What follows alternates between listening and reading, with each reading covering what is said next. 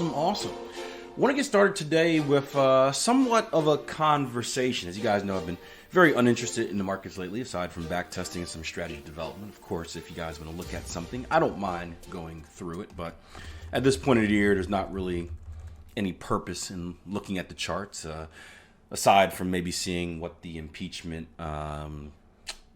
has done to the market, maybe that. But if you guys have been following along the Trading Coach podcast, you've heard me talk about stuff about I've been involving myself in a few TEDx events, and I went to another one yesterday, and I love these because as I get older, I enjoy kind of good conversation with good people, stuff that makes the mind tingle. I am very opinionated, but I think it's awesome to hear. I'm very opinionated, but I'm also very blinded and stubborn. Not necessarily in a negative way, but in general, I don't really care too much about how stuff affects others as much as it affects me. Kind of a control what you can control type of deal.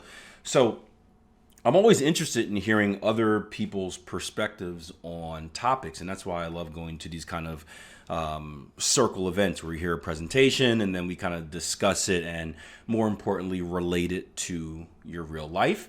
And then the goal is to bring it back to your community. And I'm fortunate enough to work with an international community where we can get lots of opinions. And yesterday we watched a TED video by David Burkus. It's called "Why You Should Know How Much Your Coworkers Get Paid." And he went on to talk about pay transparency and how we kind of work under the, I don't want to call it the assumption, we kind of work under the premise right now that, there are a few hot button issues in life, right? One is, or there's probably three of them, right? Religion, right? Would you guys consider that to be one? Religion? Where you don't necessarily go up to someone and be like, hey, are you religious? Are you a Christian? Are you Catholic? Are you this? Are you Muslim? Right? I had someone do that to me the other day and started spamming me with all this stuff. I'm like, man, dude, know your boundaries. That's one of them. Politics is another one. I shared a cool tweet this morning. It was a reaction to the Trump impeachment, and I was still walking on eggshells about that one as well. It was a funny video of I think it was a Premier League coach who he got excited about a goal, and I think they got called for offsides. He was all excited, and then he kind of calmed himself down. And it was just a cool post that said, hey, this is how people reacted when you heard Trump got impeached, and then when you realize what impeachment actually means, how it doesn't mean he's kind of booted out the house. There's still a process that has to go through, and that's just something I found funny. But even then, part of me was like, am I going to offend anybody? Because someone may take this the wrong way. So politics is another one. The third one is money, right? It's kind of, I don't want to say disrespectful, but we're kind of trained not to ask people how much money they make, right? Imagine a random stranger coming up to you and saying, hey Naomi, so what's your salary? That's another one. Naomi says, I don't get why people get weird about that. About the money, Naomi? Yeah. Well, for many people, it's private. I mean, that's my opinion. For me, politics is private. Religion is private. Money is private. And again, that's gonna be different for different people. Why? Because it's none of their business. It's the same thing where it's like, hey, what is your sexual preference? Is that anyone's business but yours?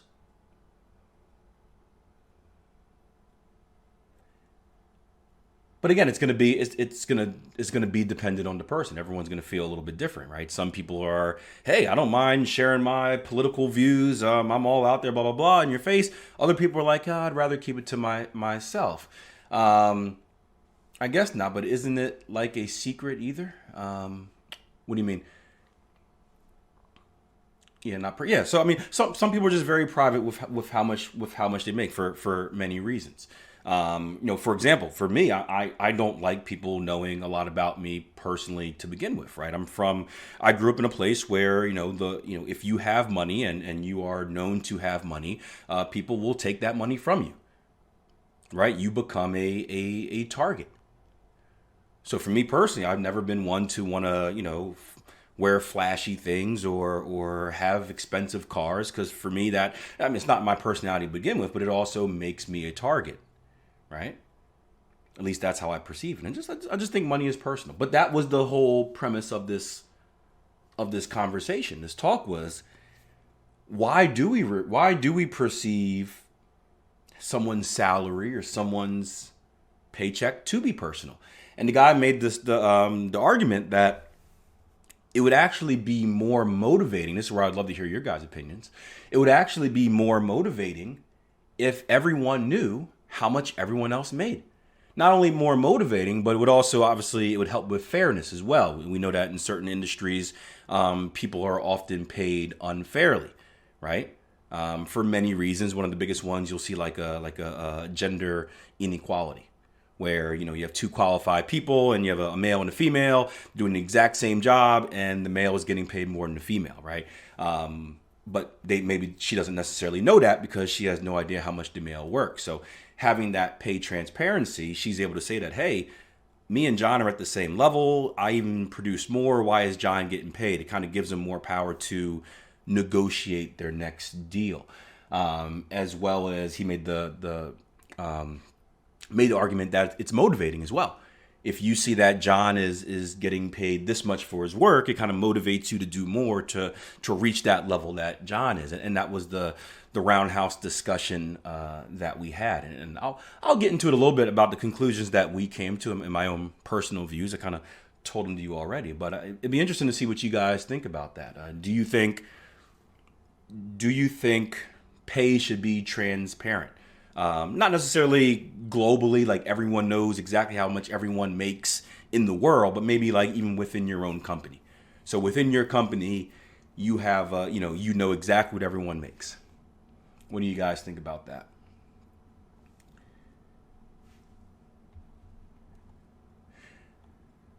Before we talked, Les said, I'm quite transparent with it now, but when I'm a big man with money, I'll probably quiet down so I don't get robbed.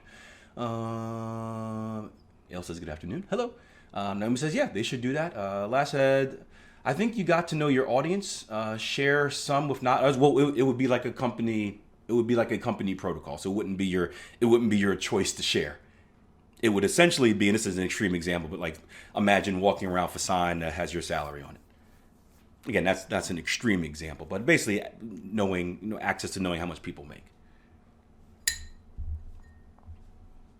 I think there are pros and cons. OG says, but what about John when you are doing most of his work? Yeah. Matt says, me depends who I'm talking to. And again, it's not, you're not talking to it about I'm not saying you guys, or he's not saying you're sharing your salary, meaning it is just public information. It's not you going up to your coworker and saying, hey, this is how much I make.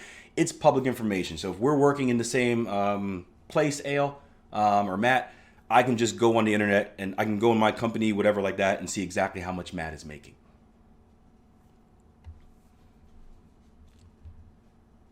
And again, it could be, it could be within company, it could be global. I mean, this is just his ideas. And again, it's David Burkus, TED Talk. It's why you should know how much your coworkers get paid. Amal says no.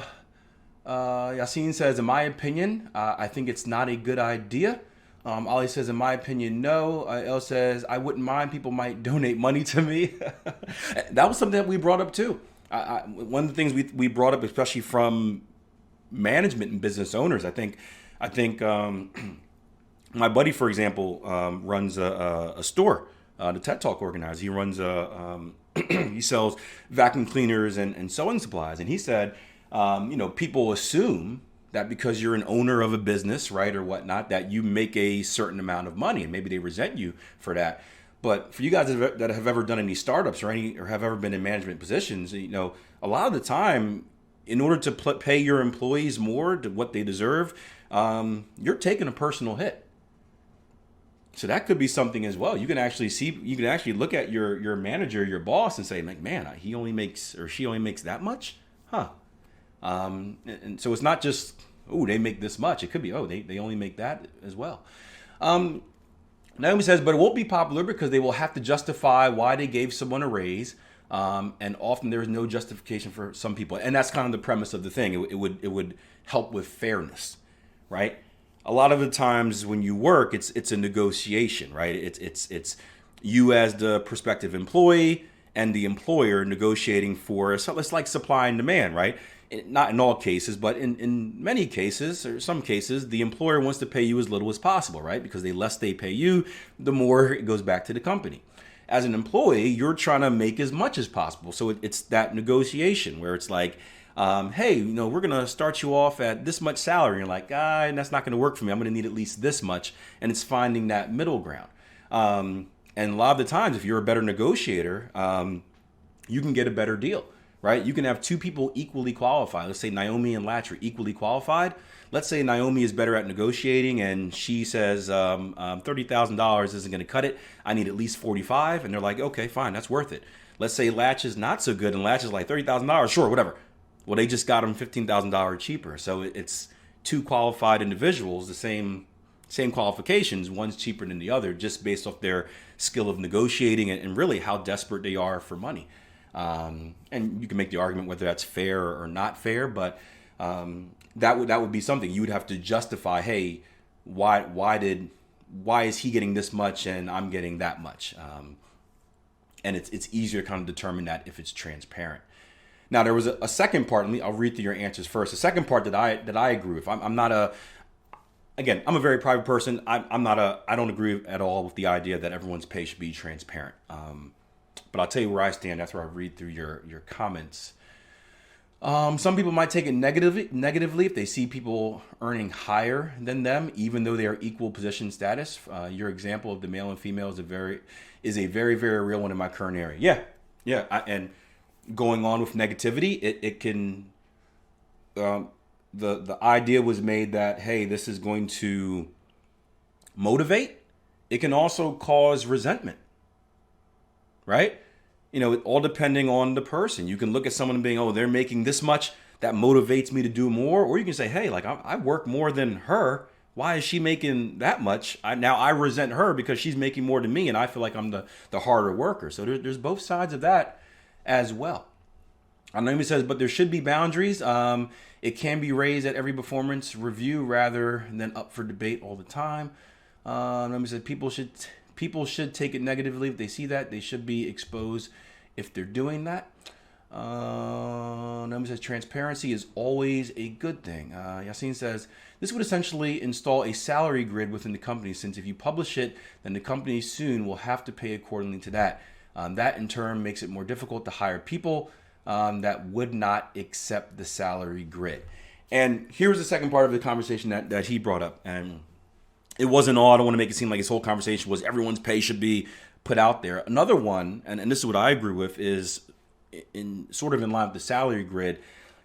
I don't think people's salaries, I think that's personal, right? I don't think people's salaries should be put out there. Again, I just wouldn't want mine put out there. I don't really care personally how much anyone else makes. I don't care about other people that much. I'm here to do my job, and that's it.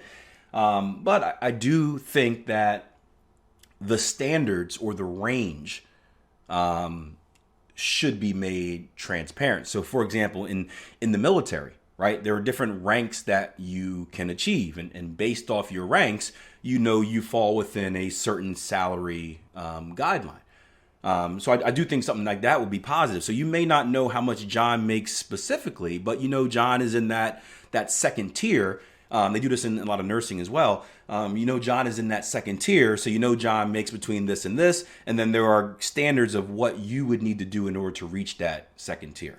So it's not as much a pay transparency as far as knowing what each and every one of your coworkers is making, but it's knowing the standards of what you need to do to reach a certain level. And then once you reach that certain level, then you're paid within, either this set amount or within this range. I think something like that would be beneficial and motivating, because not only does it show you the carrot in front of your face, like, hey, I can reach this level, it tells you exactly what you need to do. And it's judgment based off of not necessarily your negotiation skills, it's judgment based off of your performance. So I did like that aspect of it. And that's something that we do in business as well. And even in track and field coaching with like scholarships and whatnot, we have a set performance ranking for, hey, if you want this much scholarship money, this is what you have to do. So it's kind of cut and dry, it's transparent, and it motivates people, and then it lessens resentment as well because it's put out there. We said the problem with exposing it, it is the society is made up of people who think it's okay. The problem exposing it, the society is made up of people who think it's okay. I think it should people that think it isn't okay, or I think this was the going back to something else. A little late on reading through, so I apologize. Yeah, even though we were starting to speak up, but social problems take generations to change. Yeah, it takes a couple generations to change. Yep. But it's got to start somewhere. Yep. El says, I work for a chain of 150 resorts. I don't think they take a hit. Craig says, natural selection if you can't negotiate. Edgerton says, in the U.S., salaries for workers in various states, governments are already public knowledge. Yeah, if you work for any type of government or state, that is public knowledge. Yep, correct. Interesting what you said, Craig, because I'm a believer in that too, natural selection. And Craig is saying, well, look, going back to the example I gave with Naomi and Latch, well, look, if Latch can't negotiate, that's his fault. Naomi has worked on a skill to become a better negotiator, and she's being benefited from the skill that she worked on.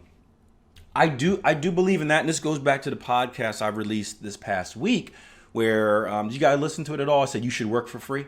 Anybody listen to that one?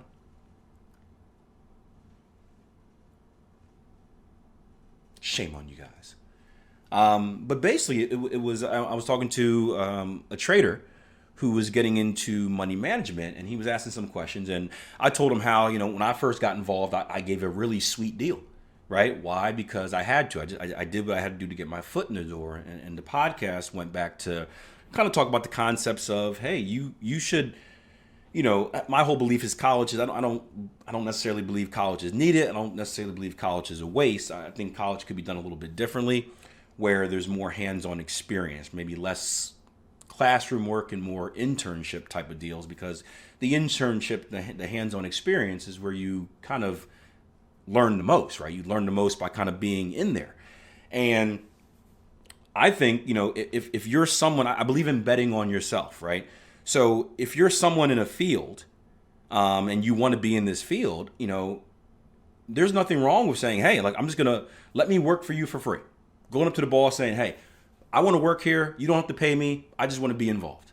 And then betting on yourself to say that, hey, I'm going to prove my worth so much that this boss is going to want to hire me, right? I did that at my internship, where I did such a good job at my internship. When I was done, right, my supervisor was like, hey, can we bring you on full time? There's a lady at the Circle event yesterday who said her son did the same thing. He was working in a job that he wasn't happy about, and he was smart, saved his money, but he quit and did a 1-year internship for free. It was something that he needed on his resume.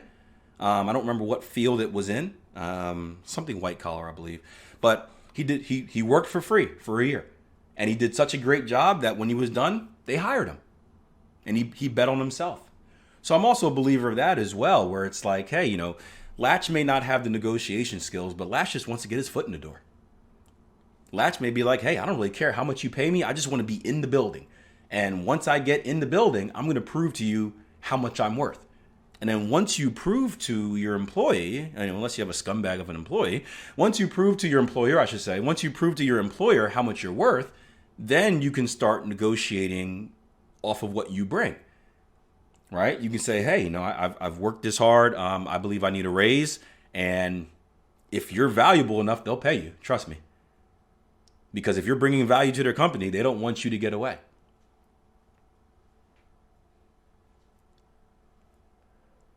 So I like that. I forgot who just wrote that. I think it was Mike. Mike or Matt, someone. But I do like that idea as well. So it was an interesting discussion, and I tell you what, at the end of the day, here's what we came to. We were everyone in there. There were some slightly different views, but we ended up going back to the fact that we don't really care how much we get paid, and we don't really care how much our employees get paid, because what we're doing isn't for pay; it is to provide value, right? And my buddy gave a good example. He has a friend of his that he knew from his prom date, actually from high school, is one of the presidents of like Disney. So she oversees like all of the Disney theme parks in the world, right? Makes great money, as you can imagine. But guess what? Hates her job. Hates her job, right? Because she is always on call when something bad, and it's always when something bad happens. Always on call. Message after message after message after message. And at that point, it's like, well, yeah, I make all this money, but I'm not really enjoying my life. And we talked to some other examples as well of people who are, we got into the whole social media highlight reel as well about people who are making this money, and they're sending pictures of cars and all these vacations they're going on, but they're not really enjoying life, right? What they're doing is they're not necessarily getting value out of what they do. They're working a job that they hate. They're getting money, so their value. Their high, I guess, is from going to bars, going out at night, going on vacations, and that is short-lived, right? There was a cool study about how much money motivates, and money is only a short-term motivator, right? Do you guys understand that? Money is a great motivator for a short-term project, not for a long-term project, right? If I gave you guys a task, I said, hey, I got 8 boxes that need to be moved. I'll give you like $300 if you move them right now, right? Money's a pretty good motivator to kind of do it really, really quickly and make that quick buck, right? Same thing with me in school. My dad's like, hey, look, dude, you gotta pass these classes so you can go to high school. You gotta pass these classes so you can go to college. I'm like, I don't really want to. All right, look, I'll give you like a PlayStation 4, PlayStation 3 if you pass these classes. All right, I'll do it.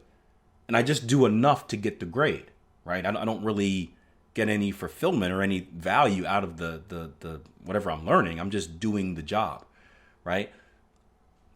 The long-term motivator is value. So you see these people that are just making money and spending it on vacations and all this stuff all the time, right? They're just chasing a high after a high after a high, but deep inside they're miserable because there's no real value in life. So what we talked about, and one reason that none of us in that room really cared too much about money, again, aside from, the whole, Maslow's pyramid of basic needs, right? After you get past that level of all your basic needs are taken care of and you're not struggling in life and whatever like that, it's value that you're chasing. And when you're chasing value, right, you're motivated to work, not necessarily because of how much money you can make, but more so about how much value you can provide. And value doesn't have a monetary figure attached to it.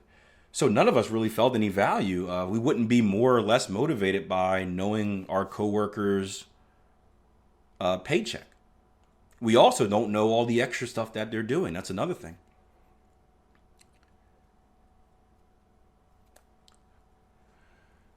People just have to give up on life and do that. It's quite sad.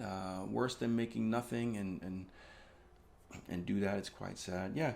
So it was interesting. Sounds like you guys are a mixed bag as well on the coworkers, knowing how much your coworkers get paid. Some of you guys are like, yeah, that should be out there. Some of you guys are like, I don't really care. And so, unfortunately, folks rarely work for just value. Yeah, that's true. And most people are living unfulfilled, empty lives. Unfortunately. And I think it's something that changes as well as you get older. Again, look, money has been a major motivator for me my entire life. But again, it's, and we've talked before about the study of money and how money can buy happiness, but only to a certain level. Once you're at a certain level in life, money doesn't change your life as much as it used to. So then the question is, then what? Right? There's a massive difference. Again, this depends on where you're at, obviously, but there's a massive difference, let's say here in the US, of making $35,000 a year to making $100,000 a year, right? That is a life-changing difference, right? You are in poverty and then you are not in poverty, right? Again, depending on where you live, maybe New York City and LA, maybe $100,000 isn't going to get you as far as, in Kansas City, Missouri, or Pennsylvania. But the difference between $100,000 and $150,000, does that really do anything? Well, maybe you can, well, obviously for us, like, we're investors, so we're like, yeah, we can put our money to work, we can put it in the market, we can donate it to, be, philanthropy, something like that. But as far as like your life changing moments, like, no, your bills are already paid, your food is, your refrigerator is already stacked. You're pretty comfortable. So then it's like, what's the motivation after that? And that was another conversation went on about how people get comfortable. People just want to do enough. And some people, and that's okay for some people. Gabber says, if you're passionate about something, you work without it being work. Yeah, there was a great quote that one of the guys, he was a school teacher, said yesterday, or along the same lines. There was two of them. One was like you're not working for your current job, you're working for the next one, something like that. And there's another one. But same thing, if work is not work, if you're passionate, it's a labor of love. And Matt says, overall, I don't think it's a good idea. Yeah. So that's where I laid, Matt. I like the idea of a transparent pay structure, kind of giving you goals to reach for, and gives you a little bit more power in negotiation. But not really a fan of knowing how much knowing how much each and every one of your coworker makes, just because, again, and that's me personally, just because I'm a private person and because I just don't really care. I don't think it would motivate me any more or less to know how much a coworker of mine made. I'm very self-motivated, but everyone's a little bit different. I do tend to think this, though. I do kind of disagree with his idea of saying knowing how much your coworkers made would be motivating. I think in a perfect world, yes. If with a select group, yes. I think realistically in our society, I think it would just cause more resentment, because I think the underlying attitude is less kind of like, hey, they're doing good, I want to do good as well, I'm going to work harder. I think it's I just in general with people, the majority of people, I think it's more of a, oh, he makes that much, oh, blah blah blah blah blah blah blah, instead of kind of taking on the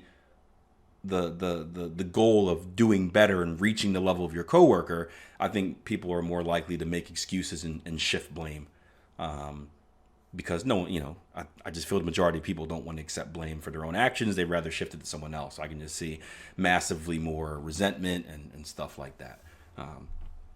But in a perfect world, it would be very motivating if you get a select group of people. It would be very good, I think.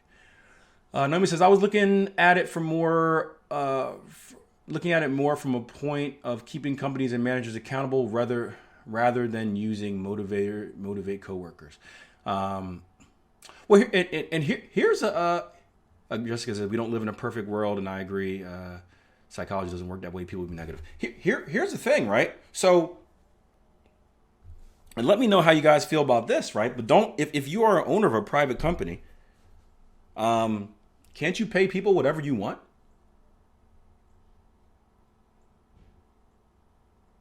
I'm just going to stir the pot here a little bit, right? Is there any wrong way to pay someone? Aside from the legal minimum, right? It's all supply and demand. So it's like when you say keeping companies accountable for what exactly?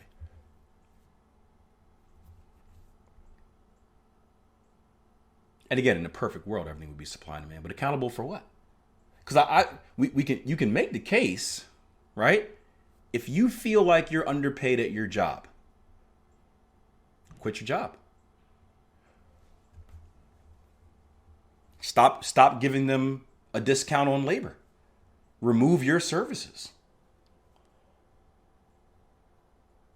Say, hey, I feel like I am more valuable than Chris.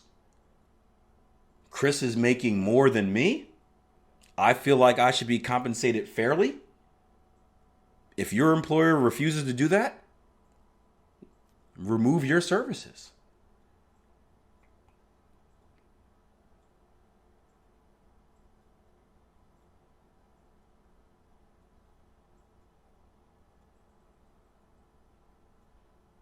If you're a value to the company, right? If you're a value to the company, they want to keep you on. Or if you're not a value and they feel that you're replaceable, then they'll let you walk.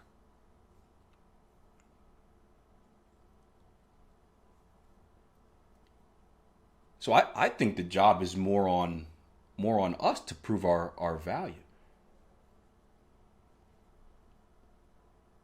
And again, that's just to stir the pot. We know there are people out there doing very shady things, and things are different depending on age, race, and gender. We know that happens out there. But I also don't think it's necessarily an excuse. I think we have as employees, we have more power than we think, because we can remove ourselves from a situation. Here is a great example, right? This may be the extreme, right? The former company that I used to provide my services for. There were some requests that I made. Those requests were not met. I decided to remove myself from that company.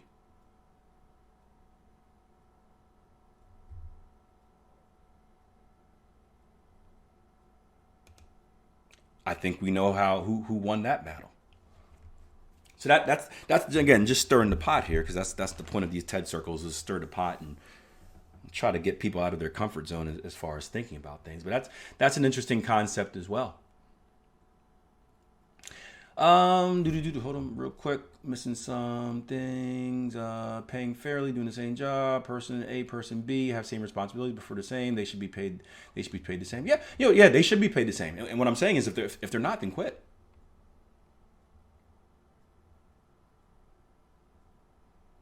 If you feel like you're not being paid the same, quit. You negotiate first. You bring up your thoughts, saying, "Hey, I feel like I should be paid the same as this person." Blah blah blah blah. But if you don't feel like you're paying well, quit.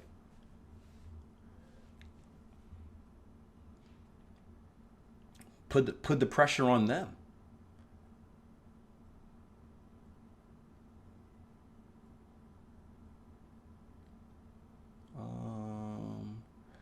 Craig said there's no barbed wire around the exit door. Naomi says, what about lower skilled jobs that are needed by society that don't pay as much? What about them, Naomi?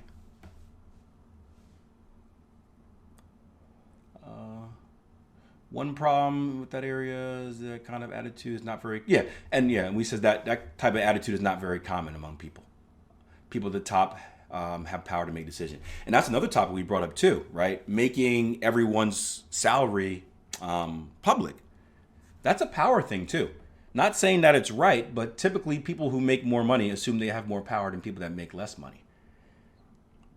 And that can affect things in a few ways. And that can affect the working environment, where all of a sudden someone thinks they're your boss and they're not. I think we've all been there before, right? Because someone's been there longer. They assume they're your boss, but they're not necessarily a better worker for you. Again, also resentment as well, right? When people have power, they don't necessarily want to give it up. So maybe they're less likely to help you develop as a fellow coworker, because the closer you get to their salary, the less power they have, and you can potentially become more powerful than them. And again, this is someone that's not doing something off of value. If you're working off of value, then you want to help. You want to be a mentor, right? But we're talking about, again, I don't think most people work off of value, so we're talking about a person. So maybe they even sabotage you. That was another concept about power. That was an interesting one. Matt says that's where the range system would come in handy. If you want the higher pay, you have to work your way up the ranks. Yeah, and again, that's what I think should be transparent. The rankings. I think that should be transparent. Yeah, I think you should know what you have to do to get to the next level, and what pay should be expected in that level. We still need them, and those people should be. I'm not saying low-skilled people that pay low-skilled jobs should quit. No, I'm not saying that at all. I'm not saying that at all. I'm saying if you feel like you're being paid unfairly, then you should quit. Yeah. A lot of people can't just quit their job like that. Sure they can. Sure you can. Sure you can. You can easily quit your job. Now, there's something that comes with that, obviously. But if you feel like you're being paid unfairly at Walmart, go work at McDonald's. Not a glorious job, but you get a check.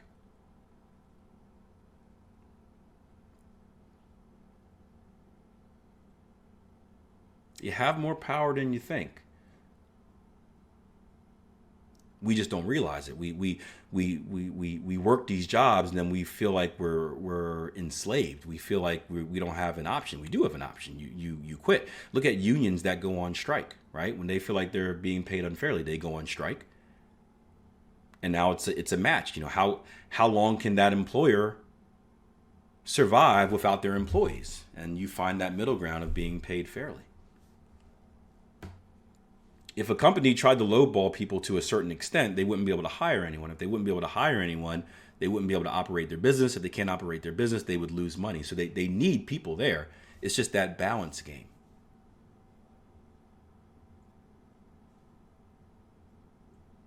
The balance of finding what is fair. And that's going to be based on many, many different things. But sure, people can quit their jobs. Yes, you certainly can. You got to be aware of what comes with it. Plan accordingly if you plan on doing it. Yeah.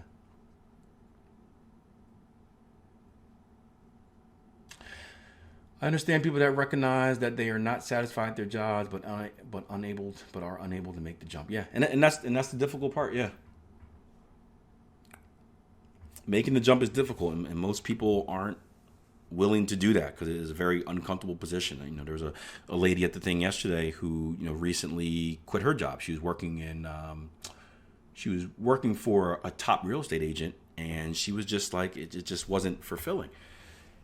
And she ventured off and decided to start something of her own, and she's in the middle of it right now. She said, "I'm very uncomfortable." She said, "I'm very uncomfortable, but I know it's the best. I feel like I'm growing. I'm uncomfortable, but I feel like I'm growing." And that's what growth is. Growth is being uncomfortable, right? If you want your muscles to get bigger, you have to stretch them to a point where they become uncomfortable. If you want to have more endurance, you've got to run a distance where your heart's working a little bit more than it's used to, right? Even as a young kid, when you grow up, you get those growing pains where you're kind of awkward when your body's stretching. You haven't really figured out how to use it yet, right? Growth is awkward. That's what growth is.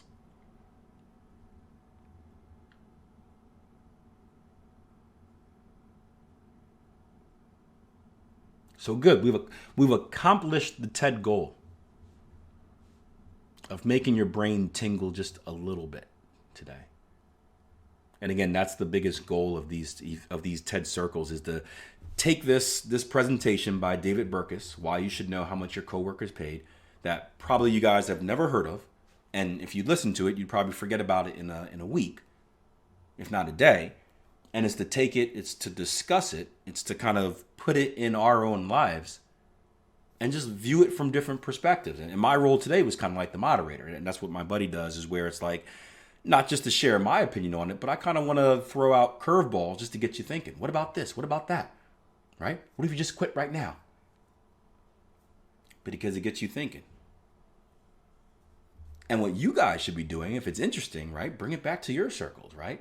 Find a buddy, find a friend, right? Find a coworker, right? For you guys that are going into work today, you know, or in work right now, you know, lunch break, go, hey, you know, what what would you think about if, if we knew how much everyone else made? That'd be a good idea, bad idea.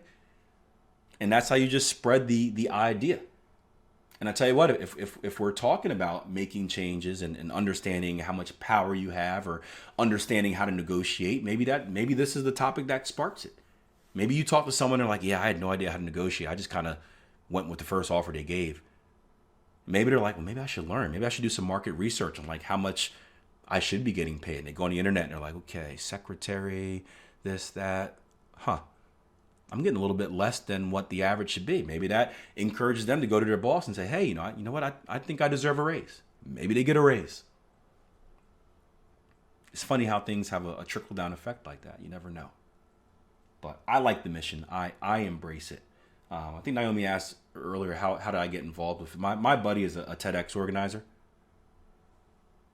So he organizes all the TED Talk events locally. And this was, it's international now, but this was something that they were testing out, kind of beta testing over the first part of the fall, and the results were good, and they decided to implement it everywhere.